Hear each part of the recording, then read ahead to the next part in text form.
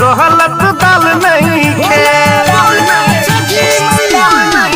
सच कहतानी माई ठीक हाल नहीं के तब कहे राहुल गलत दाल नहीं खे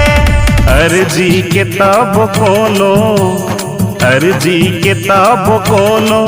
असर खास नहीं होला देहिया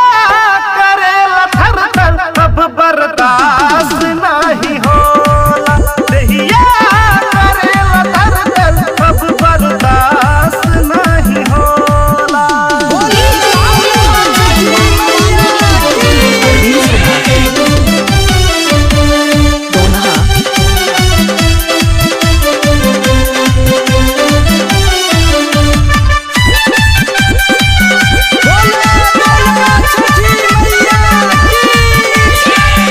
कबे से आसराला गईनी छठी माई भूल गलू हमर धिया आशा में भइल बाटे मन में निराशा छूट जाई तन से परान रहिया भूलवला से माई रहिया भूलवला से माई प्रकाश नहीं होला रहिया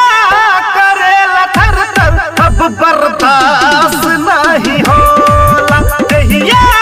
करेला थर थर अब बर्दाश्त नहीं होला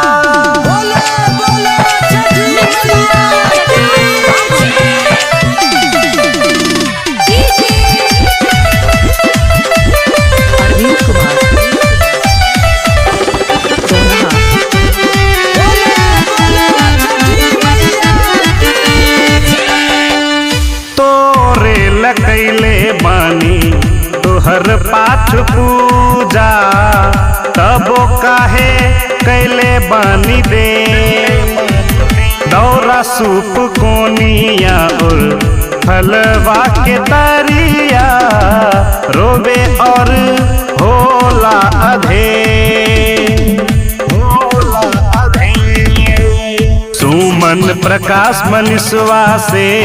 सुमन प्रकाश मनीषवा से उपवास नहीं होला देहिया